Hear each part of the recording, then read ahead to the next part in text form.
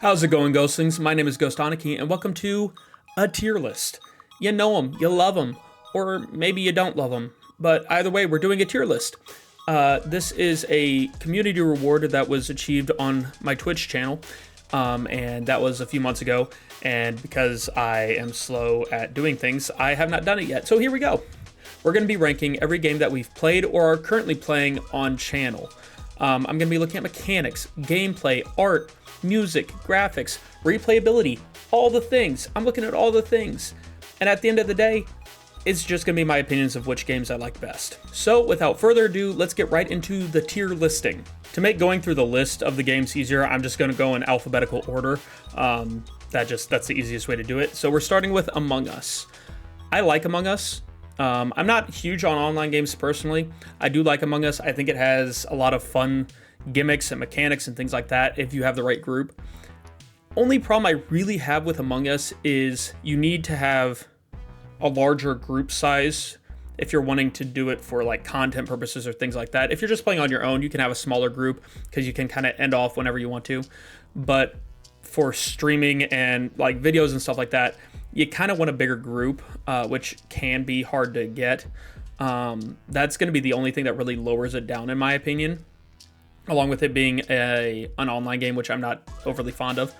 But it's still a solid game. I like it. It's pretty simple. You can pick up on it pretty quick, and it's stood the test of time. People like it a lot. So I'm going to put it in B tier. Like I said, I like the game, but it's not my favorite thing in the world. So we're gonna go B tier. Next up, we've got the first game in possibly one of my favorite game series, Borderlands. This is the first Borderlands. I'm currently playing it on stream. I'm loving it. I've got all the DLC stuff for it. It's been a great time. The only thing with Borderlands, the first one, is it's very, very slow to get into at first. Especially compared to 2, which Borderlands 2 is huge. I've not played it on stream yet, so I'm kind of being unfair here. Discounting the other games though, I'd still say that it starts off really slow. But beyond that, once you can get into it, it's really fun. You've got a lot of really cool mechanics, some really funny voice lines, and really funny weapons you can find, things like that. And like I said, it's a classic. You can't beat the Borderlands games. They're great. But like I said, that slowness to start out really kind of brings it down. And I mean, in terms of the characters and stuff like that, none of the playable characters are really hugely interesting. The villain at the end, from what I remember, is hugely interesting. It's a basic story that sets up the rest of the games. So I'm gonna put it in B as well. B for Borderlands. Like I said, I love the game. I love the series, but the first one is not it's not my favorite. Next up, we've got one of the games I played for my Halloween stream last year. We played a couple games with that. We've got Buckshot Roulette. Now, first opening it up, it was kind of neat. You know, you didn't really know what was going on. You got through the tutorial. It was pretty basic gameplay. And there was, I kind of lucked out in the timing. I was able to do the beta testing for the multiplayer, which was pretty fun. But I'm going to be real, I got kind of bored of it over time. It's a neat idea, but there really isn't a whole lot of replayability to it. It's one that, unless they add more, I probably won't go back to. Like I said, when I played it, they had first started releasing the beta for the multiplayer. It was an invite beta thing. So maybe they'll add more to it, but as of now, I don't see a lot of replayability to it. You kind of are just kind of thrown into it, and not my favorite thing. I'm going to put it in D tier. It wasn't terrible, but it really just was not it for me. But it did fit the spooky kind of vibes of Halloween pretty well. It gave that kind of like, oh, what's going on here? On to the letter C, starting with Cult of the Lamb. Now this is one that I really enjoyed. I've played it a couple times before streaming it, and when I streamed it, they had just released a lot of new content. There was some new side quest stuffs. There was a new like harder mode that you could play after. So they've added a lot of really cool stuff, a lot of cosmetic stuff and mechanic stuff as well. So they've upped the replayability a lot. I really like the art style. It's got a good challenge to it. The only downside I'd really say to Cult of the Lamb is that when you get a lot of followers, it does get a little laggy. Normally that wouldn't be a huge thing, but considering part of the game is getting followers, you need more followers to unlock things, to get further on in the game as kind of a padding thing. That is a big thing for me. It also kind of throws you in without explaining that there are a lot of side quests and stuff. You kind of find them as you go, which isn't a huge deal to me. I just know it is to some people. But other than that, I think the game is a game I really enjoy. It has a lot of replayability in my opinion. I played it a few times, so I'm going to put it in A tier. Next up for the letter C is Cuphead. Cuphead is a great game. Don't get me wrong. It's stuck around for a long time. People keep replaying it. It is a great game. There's a lot of challenges that have come out for it, and a lot of like speedrun things that can be done with it, which gives it replayability. But for someone who's not doing a challenge or a speedrun or things like that, there's really not a ton of replayability unless you wait for a while. It just kind of, it's a one and done kind of thing, or unless you get some of the mods, DLCs, other games, things like that. The other thing is, it got near the point where it quit being challenging in a fun way and got into the challenging in an aggravating way territory. It didn't quite hit that for me. I still had fun with it. I also like games that have a little bit of a challenge, a little bit of a punishment thing, but it teetered that line, in my opinion. Like I said, it's a great game, but I'm gonna put it in C, just because it's not one of my favorites. It's one of those ones that I'll play once every couple years or so for a reason or not, and then just forget about it. Next up is the first game for the letter D, Deadlock. Deadlock is a game that came out, I think, last year, and I was lucky enough to have a friend who sent me an invite for the beta testing, so I got in really early on. That being said, there wasn't a lot of stuff to it. There was a very basic set of characters and abilities, things like that. It hadn't had a chance to really kind of improve on itself, and I haven't been back to play it since. I've only played it the one time. But, I mean, it was a solid game at the time. Not my favorite type of game. And it really wasn't all that memorable. It followed suit with a lot of games like Overwatch or Paladins or things like that. It really didn't have anything that differentiated it from those games. It was the same game mechanics, same style, same types of characters, all things like that. So there really wasn't anything that stuck out to it. But it wasn't a bad game. There wasn't anything great about it that really set it apart from its predecessors. So I'm going to put it in E, just because, like I said, there really isn't anything that set it apart, and there are so many games of that type, that kind of team shooter game. With that many, you kind of need more to set you apart, more mechanics or characters or art or something that really sets you apart. Now on to Death's Door. Death's Door is a game I really personally like. It has a lot of fun mechanics and art and music. I really like that the main character is a crow and all the Reapers are crows. I like Corvids, crows, ravens, things like that, so that appealed to me. And it kind of took an interesting twist on the idea of how Reapers of Souls work and things like that. It was really kind of refreshing take on that. The only downsides I'd say to the game are, unless you're trying to 100% complete the game, it is a little bit on the shorter end. And there's not really a lot of replayability unless you're trying to set a challenge for yourself. You can pretty well play the game once and get the general gist of it. And once you play it once, there's not as much challenge in playing it again. It kind of loses a little bit of that. So I'm going to put it with the B tier. Actually, no, I'm going to put it A tier. I'm going to put it A tier. Like I said, I really liked the story. I thought it was a neat take on how Reapers work and stuff like that. So I'm going to put it in A tier just because of the story. Now on to the next letter of the alphabet that's represented, F, with Fall Guys. Fall Guys is one that I've played a few times on stream. I've got a small group of friends that we've played it together. It's always a good time. It is a good little competitive game. There's not a lot of stakes to it. There's not a lot of real heavy, like, toxic competitive community to it, which is kind of what drives me away from online games to begin with. But it is still an online game, which I don't tend to like as much. I don't like having to sit there and wait through, you know, your lobbies and things like that, wait for everyone to connect. You run into connectivity issues with internet, things like that, you know, all the standard stuff that kind of takes you out of the fact that you're playing a game. But it is a fun game. It's neat in that it's one of the only ones I know of that is your kind of obstacle course survivor type deal. There's some interesting teamwork mechanics that can be played with it. And I mean, it has some decent replayability. The only thing is there's really not a lot of map variation. There's not a lot of game mode variation. You can sit there and play it for hours, but you're not gonna you're gonna get used to the different maps and play styles and stuff pretty quickly. So there's not a whole ton of really like new stuff to it. It does have its neat little tiers of rewards and stuff like that. You know, you get your different costumes and outfits and added little things, which is kind of neat.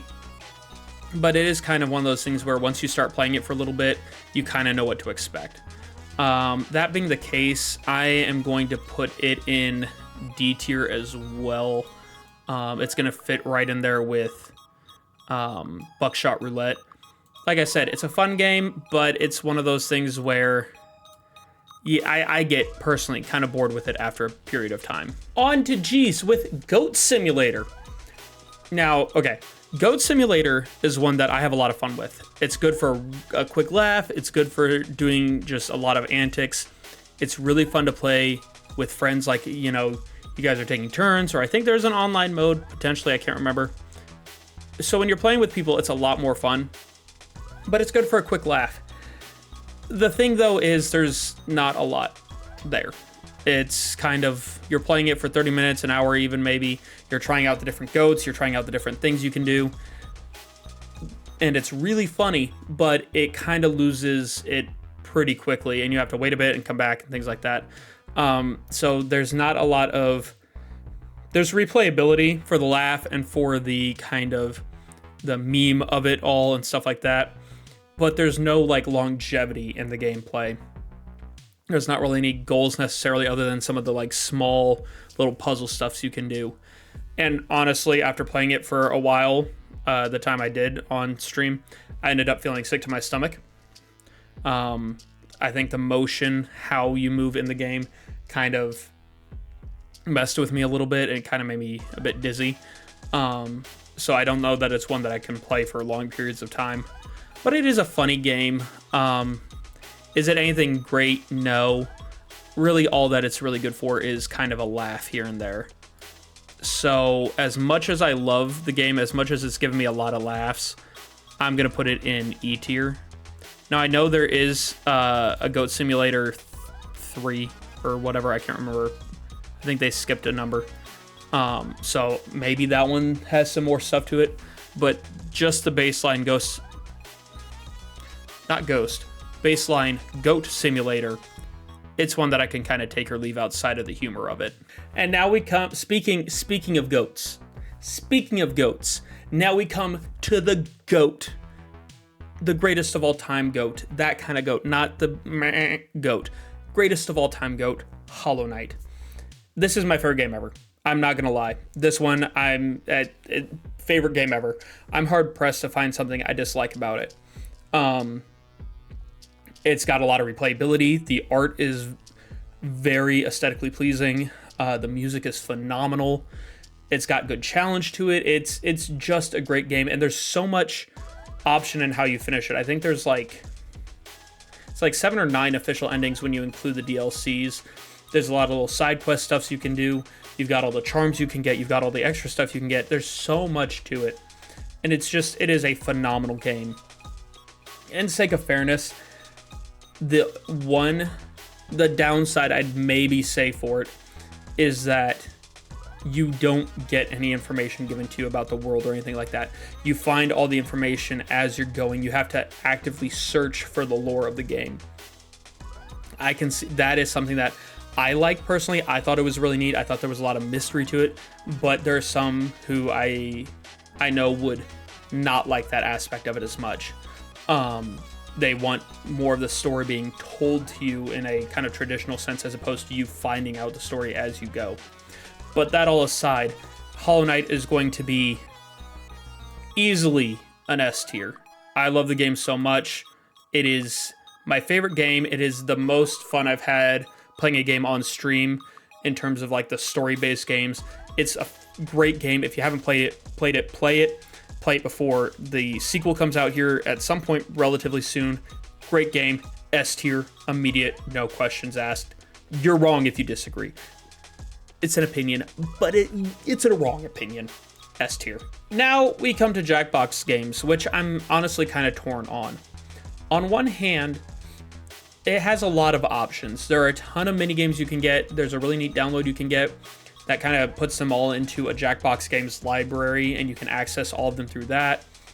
And it is fun. It's got some really creative gameplay, different game types, all that kind of stuff. And in a group of friends, you can play it for a while, especially if you have a lot of the different games. The problem I ran into is, as a streamer, I wanted to try to allow for viewers to join in, which I love my community, don't misunderstand me. But then you have randos coming in and wanting to join. You've got the different random people who come in and they don't want to play the game to play the game. They want to troll the streamer. They want to troll the content. And it kind of ruins it. And you run into the issue of if everyone that you're playing with isn't on the same page in terms of their humor, it kind of makes the game a little stale. It kind of ruins it pretty quick. It ruins the vibe. On its own, so if I were playing it with just friends off camera, things like that, I think I'd probably rank it higher. But as it stands in terms of content and my experience with it, I am going to put it in, I'm going to put it E tier. Like I said, I liked playing it, but it got old pretty quick with everything going on. It was hard to have fun with it. So we're going to put it in E tier. Next up is Monster Hunter Wilds. It was anticipated for a long time. People were excited for it. I was lucky enough that I got to play it on stream on day of release, which was really cool. It was a really cool experience. I had a lot of fun with that. I love the Monster Hunter series. I've played many of the games in it. It's a great game. Now, comparing it to other Monster Hunter games, I'll be honest, it was not my favorite. The monsters didn't seem as much of a threat as they did in past games. They all had really cool designs. They had really cool story and lore behind them. There was a little bit of retconning, I think, maybe happening. There's kind of some controversy as to whether or not they retconned things, if they changed kind of what they've said in the past about the ancient civilizations in the game and stuff like that.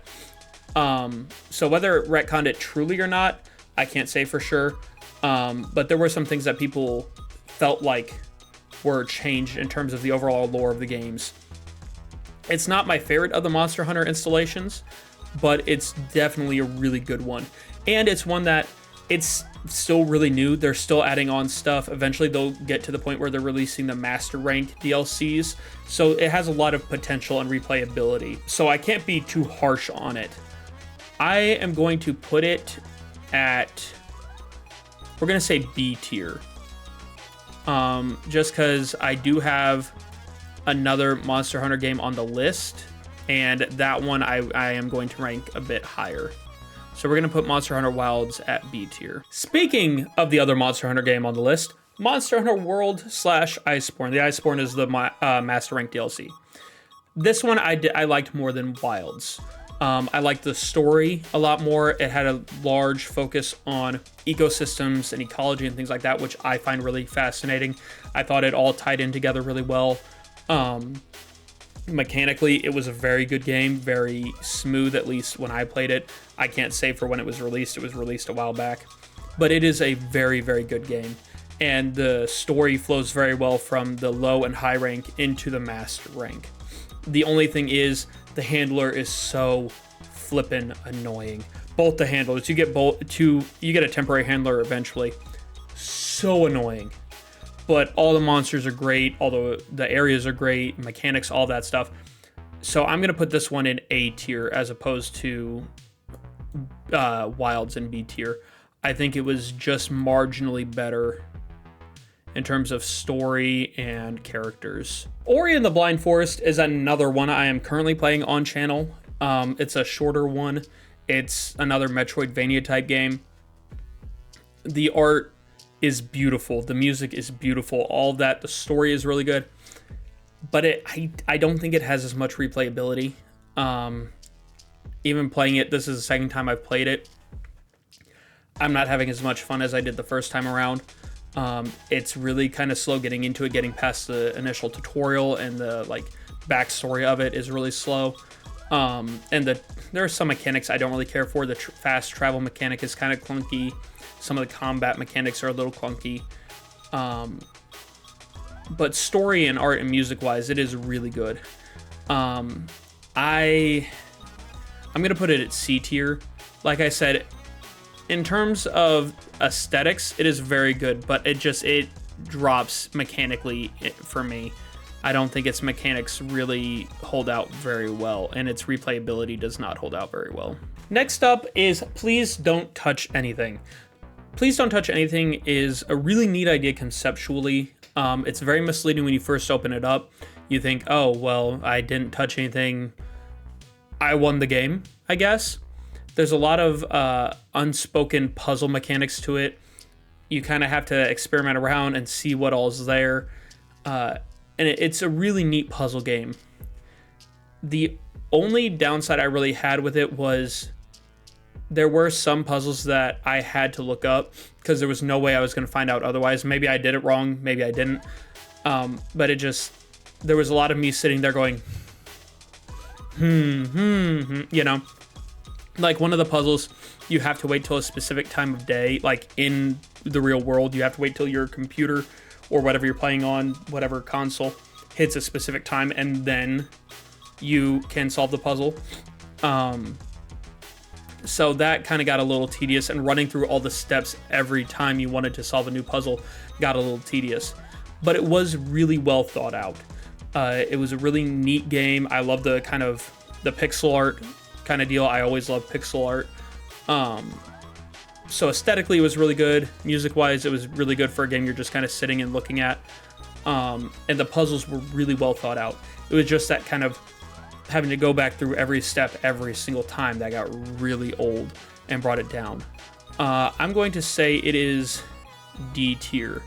It has a lot to it, but it got tedious really quick playing it. Next, we have Pokemon Legends Arceus. Pokemon has a special place in my heart. It's one of the first game series I ever played. And Legends Arceus really surprised me when I played it on channel. I didn't expect it to have as much replayability as it did. I didn't expect it to be as fun as when I first played it, but it really was. It carried itself well. It stood the test of time, so to speak.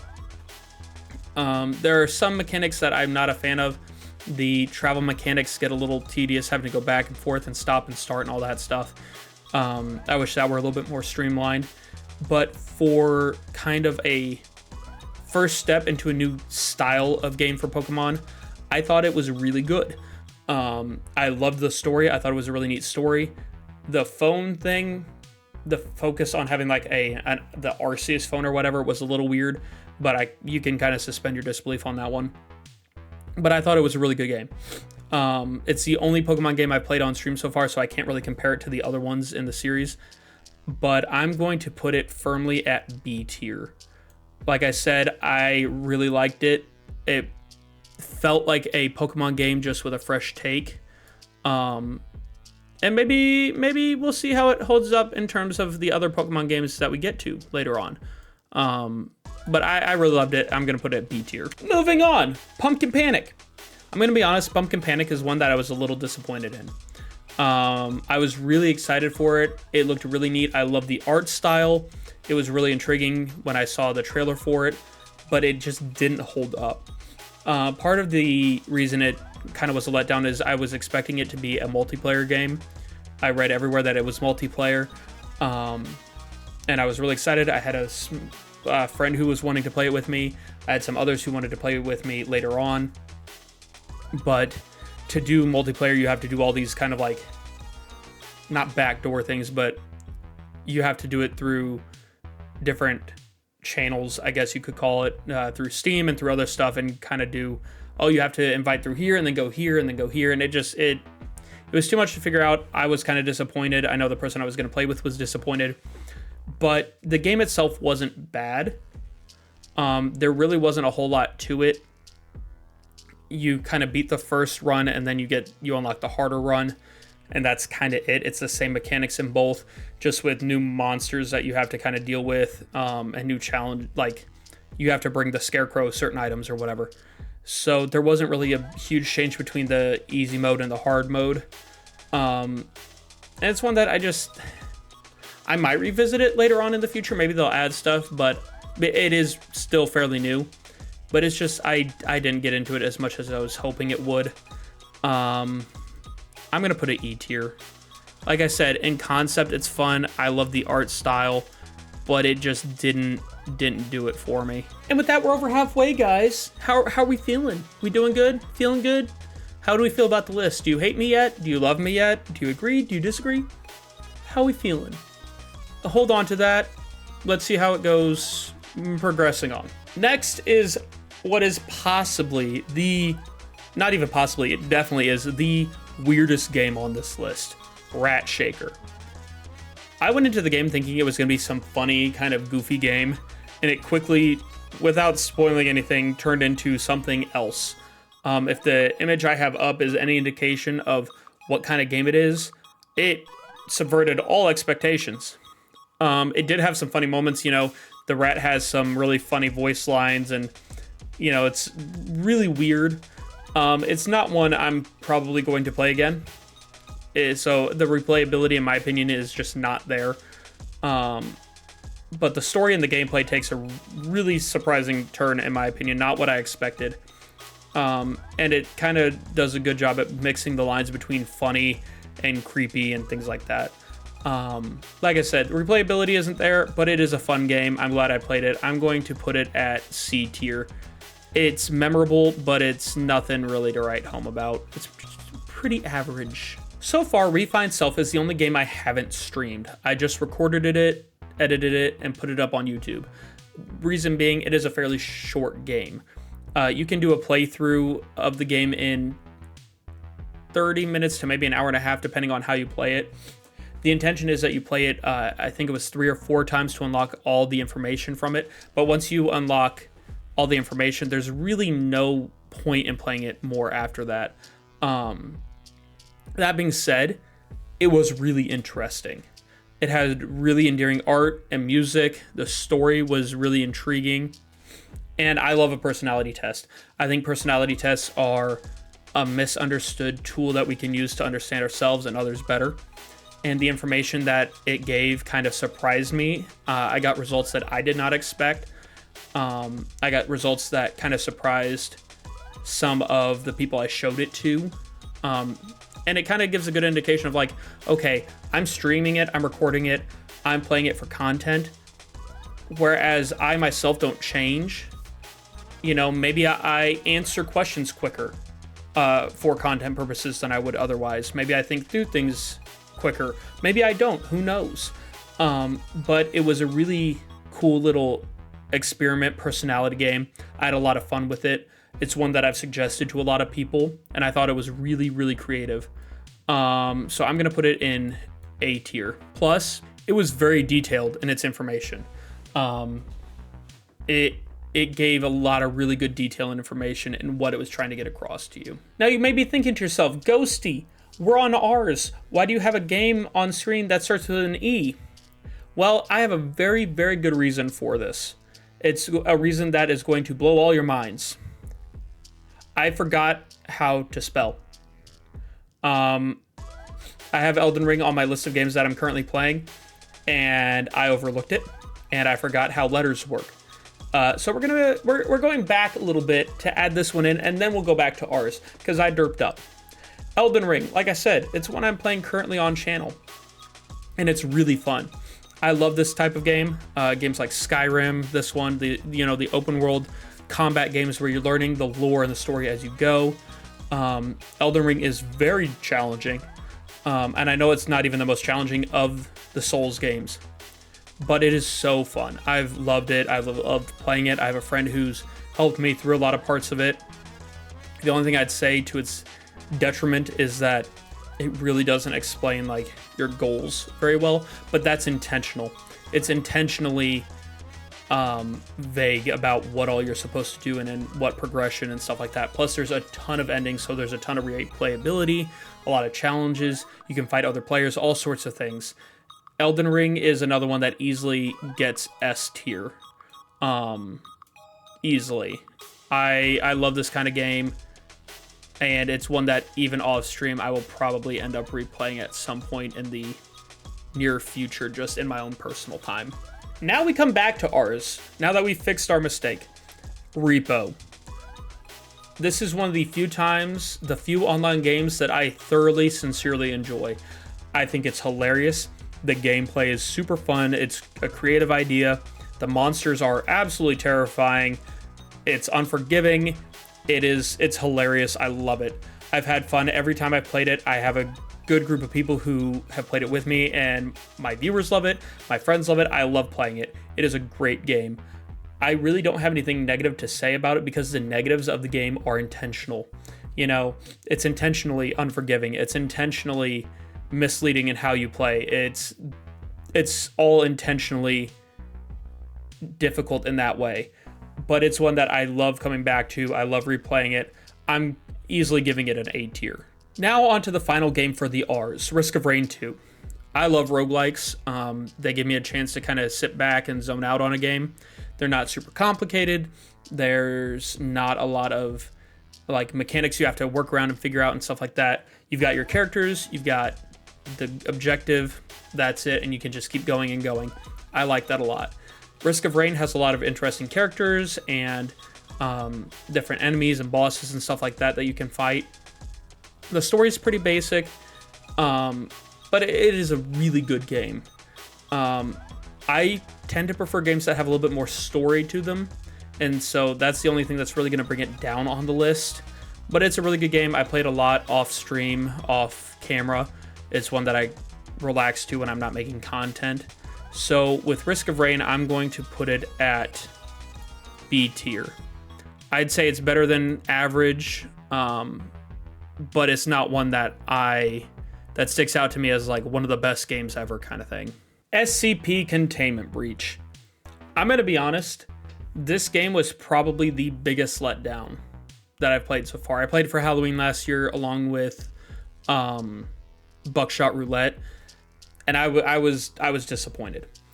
I knew going into it, it wasn't going to be my favorite game. I'm not big on the whole horror genre of things, but I love the SCP universe. I've read something like 1,300 of the SCPs on the wiki, or not on the wiki, on the website.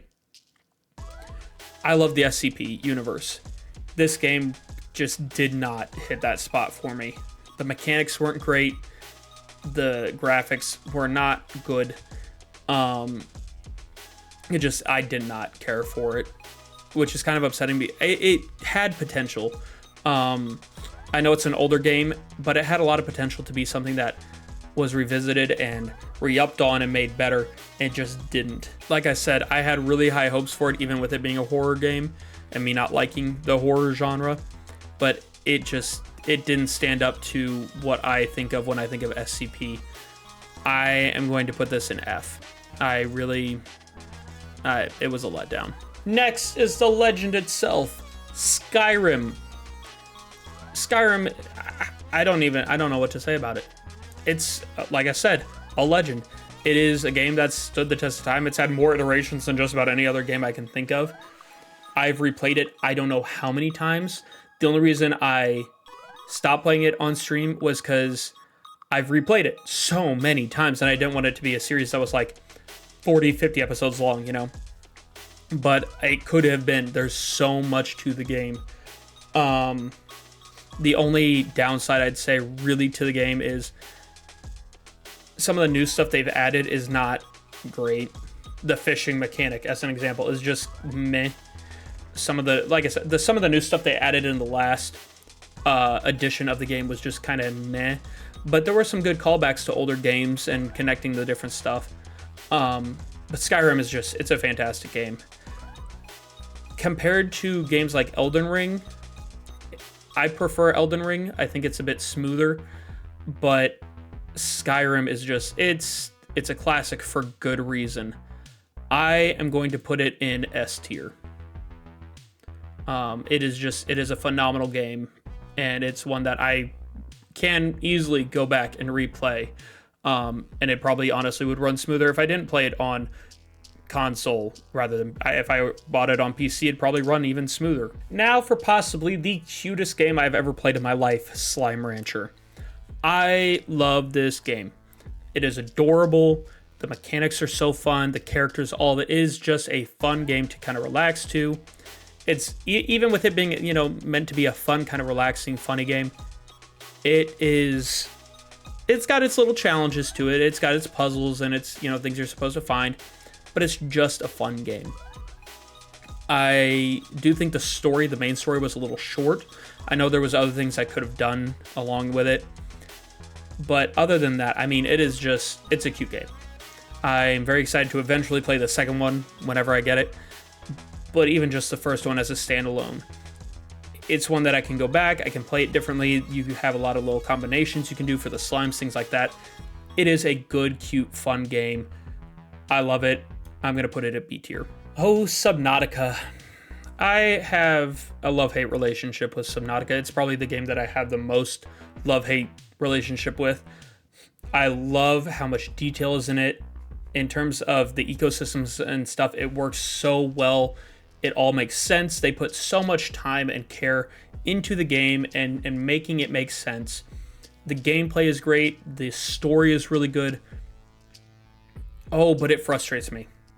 I have never felt more anxiety than with Subnautica. And especially the first time I played it. The first time I played it, I was an anxious wreck playing the whole time. Oh my goodness. Especially, I played Subnautica and Subnautica Below Zero on console, because that's what I initially had. And on console, it has a really bad habit of crashing. And so not only did I have the anxiety of the Leviathans that I had to deal with and not knowing where I was going, but I had the anxiety of, okay, I have to save every 30 minutes or so or else I'm going to lose all my progress. And that happened.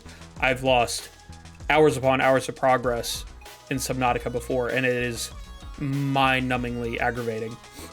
But that's more the fact that I was playing it on console than the game itself, so I can't really say anything about that. But I have never felt more anxiety playing a game than with Subnautica. But it's also one that I do thoroughly enjoy going back to. Subnautica is a fantastic game. And especially the amount of mods and DLCs and stuff people have made for them. I'm easily going to put this at A tier. I'm going to get over my grudge with it and put it in A tier. All the things that I said about Subnautica, the first one, throw out the window. Subnautica Below Zero does not compare to the original. It does still do a good job at explaining the ecosystems well and connecting them all, but not as good a job. I felt that things were more disconnected than in the original game. I did not feel as much of a threat, constantly looking over my shoulder as I did in the first game. The big threat was the game crashing on me.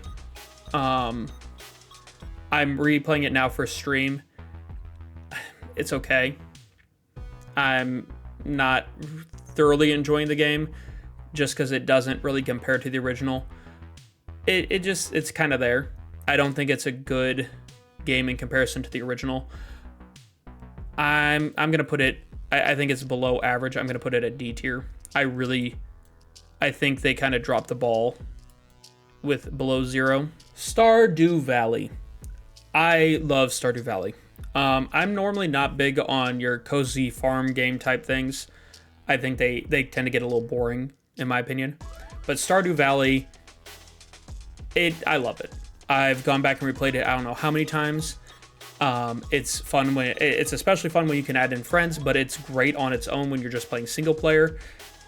There's so much stuff to unlock and to do, especially when you consider the new stuff that they've added. They've added, I don't know how many more hours of gameplay possibility to it, on top of the already countless hours of gameplay possibility that were in the base version of the game when it came out. You've got your farming, your adventures, your fighting, your puzzles. There's so much to do. I think it possibly has some of the most replayability of any games on this list. Like I said, I'm not as big on cozy gaming, which puts it a little lower on the list, but it is a great game. And I know the creators of the game are coming out with a new game either here soon or it's already come out. I'm not sure. But if it's anything like Stardew Valley, it's going to be a quick success. Stardew Valley, I'm going to put at B tier. Like I said, just because cozy gaming isn't typically my thing. This is the first game I played on the channel, Turnip Boy Commits Tax Evasion. It is a fun game. It is a cute, funny game. The story takes an unexpected turn. It's a great game. The only downside that it has really is the first one really, once you play it once, you get the idea, and it's not as good the second time. The replayability isn't great. It is, like I said, a very cute game. It has a lot of good jokes, and the story takes some weird turns. It's a creative game. It's got some neat little puzzles. It's also not especially hard. For me, I like a little bit of challenge in my games. This one didn't really have a lot of challenge, which brings it down for me. But for people who don't want a huge amount of challenge in their games, but still want a little bit of that like combat and puzzle aspects, it's a great game. And it's a really good one for younger gamers. It is really good for new gamers or ones who just kind of want to relax to a game. I'm going to put it at C tier. I think it's a pretty average game, but it's got a lot of potential for others. Now, usually, sequels to games aren't as good as the originals, in my opinion. In the games that I've played, I've usually preferred the originals to the sequels. Turnip Boy Robs a Bank is an exception to that. I thought Turnip Boy Robs a Bank was better than Turnip Boy Commits Tax Evasion. It had more of a roguelike feel to it. You kept going in and out. You can continue the game, but there is a definitive story and a definitive ending to the game. There's a lot more to the game than the original. There's more replayability, I think. I think I'd play Turnip Boy Robs a Bank sooner than I'd play Turnip Boy Commits Tax Evasion again. It continues on from the original very well. It's still very funny. There's a lot of good little jokes and twists to the story, things like that. I think this is one of the few times where the developer takes the original game and makes it better. Turnip Boy Robs a Bank, I thought, was a step up from the original, and so I'm going to put it in B tier. It's still not a game that I think has a ton of replayability or depth or insane difficulty, but I do think it was better than the original. I thought it was really fun. And now for our final game, Untitled Goose Game. I'm going to be honest, Untitled Goose Game is not one of my favorites. I had a lot of fun playing it the first time. It's not a long game. It's got some neat puzzle aspects, but there's not a lot of longevity of the game. You got some good jokes in there, you've got some good puzzles, but really once you play it once, you're kind of just done. It is more fun when you have a friend playing with you in 2-player mode, but beyond that, it's really just kind of there. It's kind of a forgettable game. I don't really have a lot that sticks out to me from the game other than it being kind of funny at times. But it's a neat enough game. It just is nothing great to me. I'm going to put it, unfortunately, at F tier. Just because it does not stand up. And there we go, everyone. The definitive tier list. This is the fact of the fact. You disagree with it, you're just wrong. You've got the fantastic, near perfect games, down to the average, down to the meh. You can't argue against it. It's just, this is fact. I have studies, I've done experiments, I've done surveys. This is the fact. I don't know what to tell you. This is facts. Facts over feelings. Sorry. But no, this is how I'd rank the games that we've played so far on channel. My favorites being Hollow Knight, Elden Ring, and Skyrim. My least favorites being SCP Containment Breach and Untitled Goose Game, with everything somewhere in between. But yeah, there you go. That is the reward that the community reward on the Twitch channel got. Originally it was going to be a Q&A video, but in the set amount of time I didn't get enough questions, so I kind of tabled that for another day and decided a tier list of all the games we've played together would be a good idea. It's something that I'm going to come back to and add to occasionally as we get, more games going. I'm interested to see how the different games line up, if things change around as we get more games. I may end up having to make a new tier list. That B tier is getting full. But that is the tier list. Let me know how you would rank them in the comments. Do you agree, disagree? Would you move things around? Tell me what you think. And tell me if there are any games on here that you have or haven't tried. I want to know all your opinions on these games. As always, thank you all for being here. I greatly appreciate it. If you liked everything, be sure to share with your friends, share with your family, share with your neighbors, and share with your tier lists. If you share with the tier list, I'll get on the tier list. I'll be on the tier list as the tier list is watching my video on tier lists.